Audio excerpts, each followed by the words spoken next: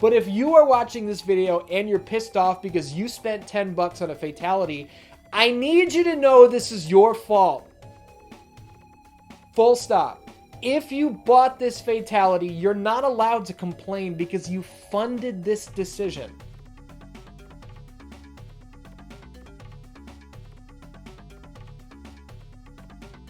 The following video and continued growth of this channel are made possible by your support over on patreon.com/616entertainment. Sign up today at any level you choose and help bring these brand new projects to life. Or if you're looking for a brand new t-shirt, maybe stop by prowrestlingtees.com/616entertainment. I got you covered.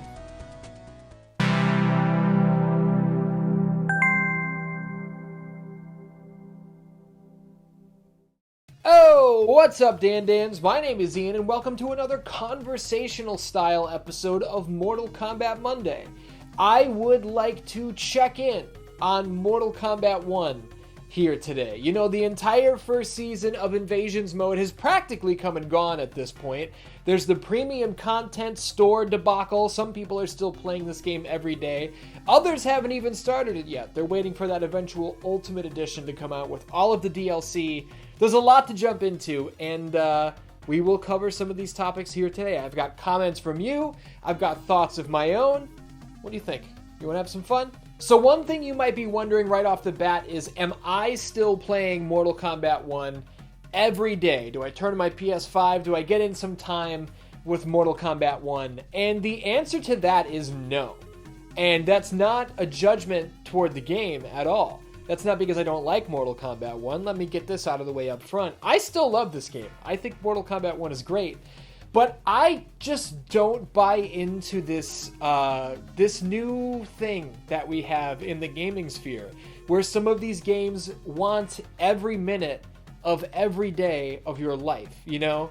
I don't play Fortnite, but I know they do a battle pass system where if you play enough on the current battle pass, then you can like get the next battle pass for free or whatever, and there's daily challenges and daily check-ins you have to do. I don't do that with any game. I have no interest in doing anything like that. So I play Mortal Kombat 1 the way that I played Mortal Kombat 11, the way I played MKX, the way I played MK9, and literally every other fucking Mortal Kombat game ever made. So another question that many of you may have is, have any of my feelings on Mortal Kombat 1 changed since I've put my review up? And I would say yes, some of my feelings have changed, and I'll go into detail on those now. Thank God this is an episode of Mortal Kombat Monday, and that's today's topic. One of my feelings that has changed is my feelings regarding the amount of skins and really the amount of different looks that we have for many fighters. In my review, I was like, oh, there's less customization options, but the ones we have are more important. And what I meant by that was, if you looked at Mortal Kombat 11, there's like 75 different fucking looks for Sub-Zero, and 60 of them look exactly the same. You know, you could barely tell the difference on some of them. Or some of them were like white and pink. And I don't know about you, but I don't want my Sub-Zero to be white and pink. I'm okay with my Mileena being white and pink, but I want my fucking Sub-Zero to be blue. I don't want him to be orange. I don't want him to be fucking purple. Rain is purple, okay? Maybe I'm just too much of a purist on that front. But yeah, my feelings on the skins and the customization options have changed a little bit, and that's partially because that menu did not fill out the way I thought it would. Now, I don't know if you guys know this. I didn't mention it in my review, but maybe I did. I don't remember. I did not get a review code for Mortal Kombat 1. So I was able to record my gameplay and play through the story and everything and write my review and have it up on launch day because I pre-ordered the special edition. So I got the however many days early access, and I just played the shit out of it to do my research, to do my preparation for my review. So I wasn't finished with everything. I didn't finish the entire Invasion season, you know? So when I see this grid, and I'm playing as Reptile, and I see this grid of like 9 or 12 different spots where I assume skins are going to be, and then I play through the full Invasion mode, and there's like 2 Reptile skins, yeah, my feelings have changed on that. And the Reptile palettes were fucking dog shit. I don't want my Reptile to be red and orange. This is like I said about Sub-Zero. I don't want Sub-Zero to be white and pink. I don't want Reptile to be red and orange. Okay? Am I insane on this? Am I the only one who feels this way? I want Reptile to be fucking green. Now, some of those seasonal skins were very cool. Don't get me wrong. There's one Katana skin that is hot as fuck. We got Deadly Alliance Scorpion, that skin in here, and I did a whole Let's Play with that. That was fucking really cool. One of Scorpion's skins is really cool, but again, the Invasion season was very fall colored. You know what I mean? Lots of reds, orange, yellow. That works for somebody like Scorpion. That doesn't work for everybody. As far as the gameplay is concerned, I still think that this is one of the best feeling Mortal Kombat games ever made. It's right up there, in my opinion, with MK11 and Mortal Kombat 9. Mortal Kombat X didn't quite do it for me. I didn't like the 3 different styles, and all the styles have their own different movesets. I don't need that. That's daunting. That's too intimidating for me. But MK9, MK11, those are the top of the line. And for me, MK1 is right up there with them. Love the way this game feels. Story mode check-in. Let's check in on how I feel about the story mode. I said back then in my review that I don't like timelines. I don't like multiverse bullshit. That's what Mortal Kombat 11 was. And this being Mortal Kombat 1, this is a new era. They beat us over the head with that. They say the word timeline in this so many times. Fuck a new era. It's not a new era. It's exactly what they were doing before. This story mode is Mortal Kombat 11 Aftermath. That's all it is. What was Mortal Kombat 11 Aftermath? It was Shang Tsung and Liu Kang with the fucking hourglass. What's the Mortal Kombat 1 story mode? It's Shang Tsung and Liu Kang with the fucking hourglass. This is not a new era. In some ways it is, because of how we've changed certain characters, but as far as the storytelling and the story mode is concerned, it's really not. It's kind of similar if you just watched the history of Halloween Part 6, The End of Evil, which is out right now. I say at the end of that Halloween Ends, what I got out of Halloween Ends is not what I wanted. And that's how I feel about the story mode of Mortal Kombat 1. Was it fun to play through? Sure. Are there some really cool spots? Sure. But as far as the story is concerned, no, it's not what I wanted at all. I still feel the same about that. I've mentioned Invasions mode a couple times now, and I would say with Season 1 basically having come and gone at this point, I would like to see more depth added to Invasions mode going forward. Some are into this mode, some don't like it at all, some hate it. I enjoyed Invasions mode. I played all the way through it. Once I beat Scorpion at the end, I was done. I would like to see more depth in just what we do in Invasions mode. All of the fights are one round, which is fine because you get in and you get out. But the survive challenges, some of them you don't even have to move. There are clips out there of just standing in place and then the things come through you. Every single thing hits you and it barely does any damage. But I've also come across some survive challenges that seemed unwinnable. I think I have like 5 losses on my record from just messes of bullshit, like bullet hell coming at me, and I was like, I don't know what the fuck they expect me to do here, and I had to like equip armor to even get through it. So I'm also not a fan of the Towers of Time being inside Invasions mode. I don't want to have to go into a menu and then click on a certain area and then be dropped in the area, and I have to walk around this area to find the different towers to even find out what the stipulations and modifications on the towers are. Just put it in a fucking menu at the start of the game. I don't want to walk around it, but just put it in a fucking menu, okay? Towers of Time, make it easy for me to fucking do. That's all I want to do. We need the secret fights to mean something. Actually, scratch that, it's too late. I don't know what they were thinking with the secret fights, and then, like, who am I fighting? Oh, I have no fucking idea who that is. That's not even anybody. In my review, I don't remember who it was, but it was like Sister of Lyria or whatever. In my review, I'm like, who the fuck is the Sister of Lyria? You might be shocked by how many actually comments there were on that video saying like, she's referenced in passing in the story mode. So that is somebody. I don't give a fuck whether that is somebody or not. It's not. It's not a character that we all know well. I've been playing Mortal Kombat since 1992. My first secret fight is somebody that is mentioned for a quarter of a second in this story mode. Don't try to throw that in my face like I didn't know who fucking Shiva was, okay? Get the fuck out of here. I do still think that several of the mainline characters like Baraka, Reptile, Ashra, they've never been better. I love this new twist on Reptile, where he's a babyface, he's actually important to the story, he's going to be doing something. I love that. His arcade mode ending, which I won't spoil, is very intriguing. I'm excited to see where that goes.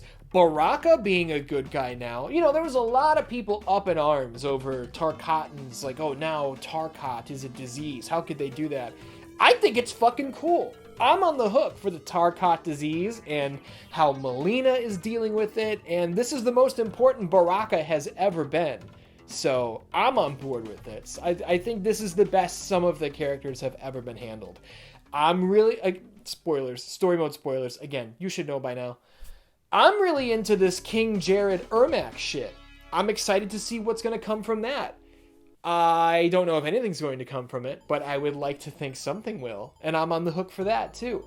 On the topic of the story mode, I felt this way as soon as I finished the story mode, and I still maintain this feeling now.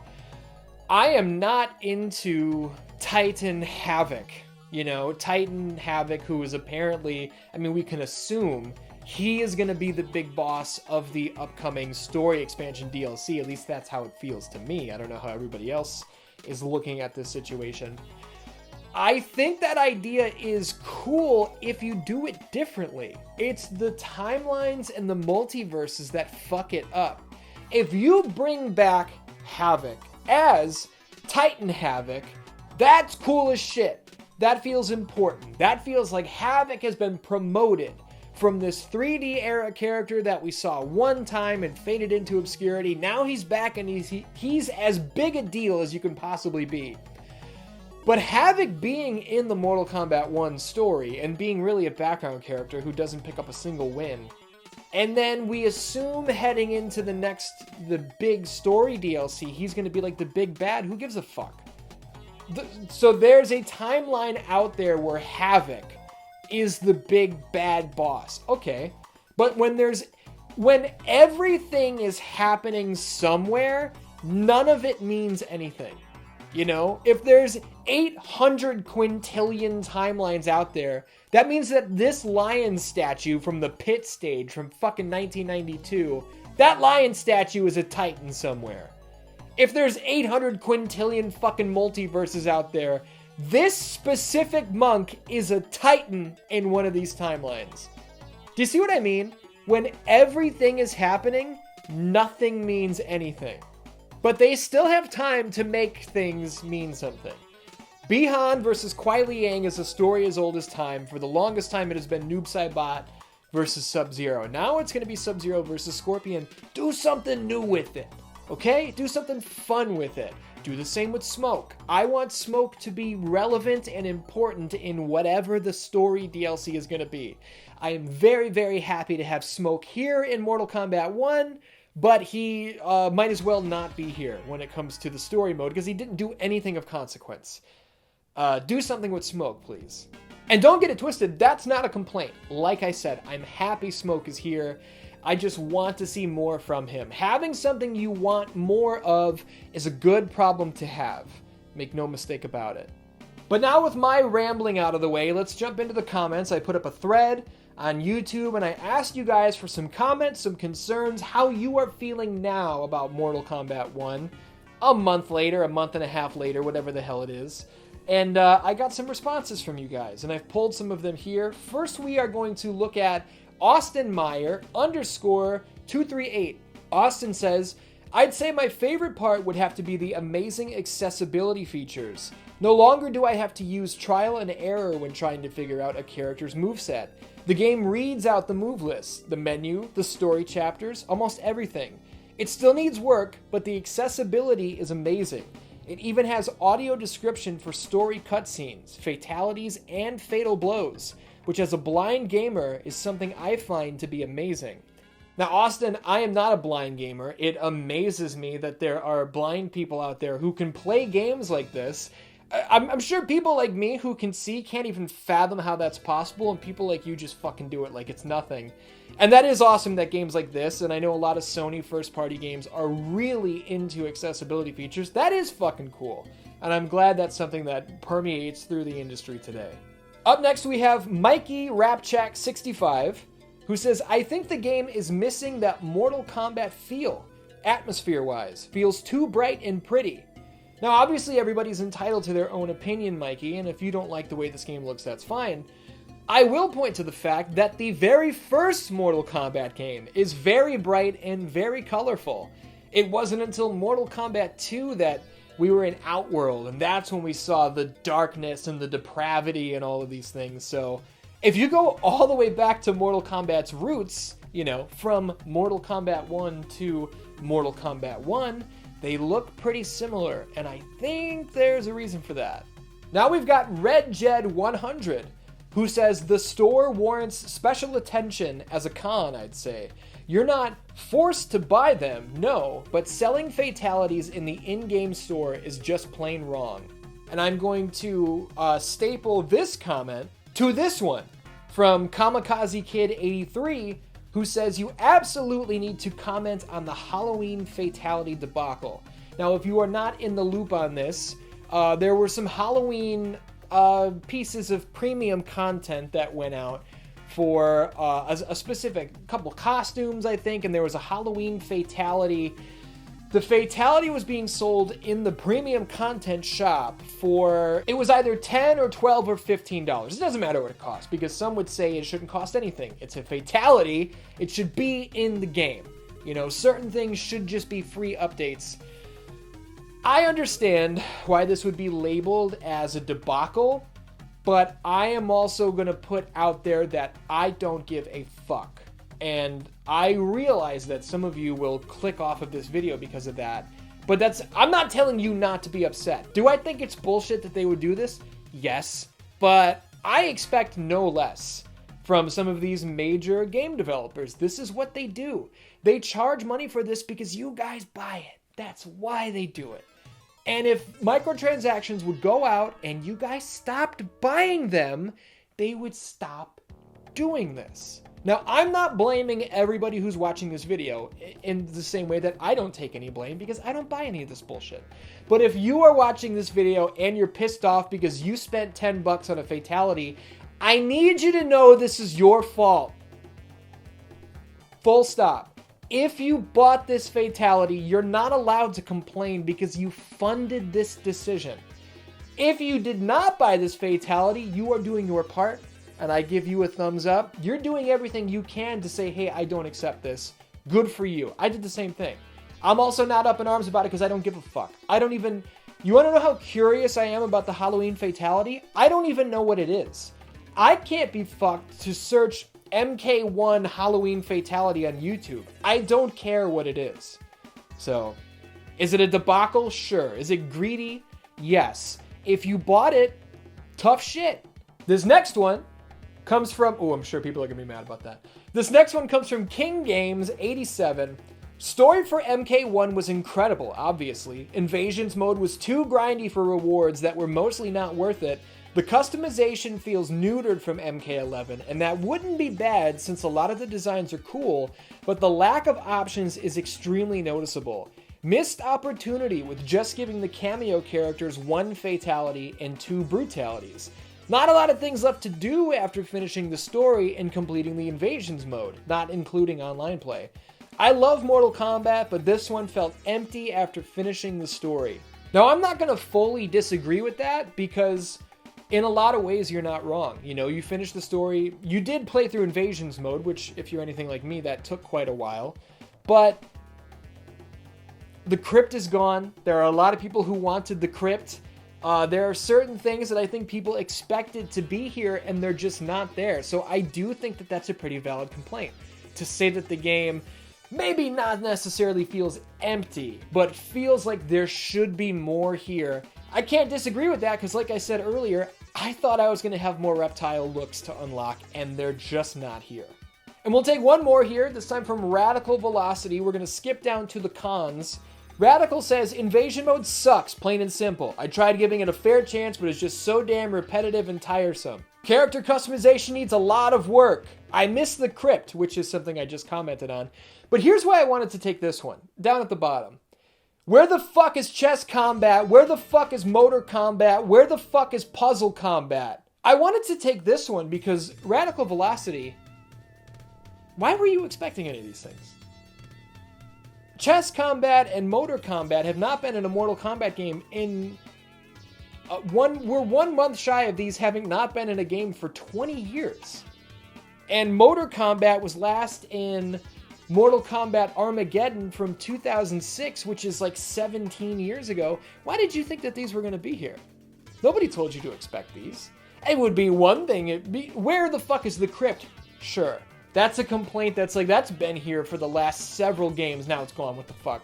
But these things that we haven't seen in 20 years, that's what you're up in arms about? That's a little strange for me.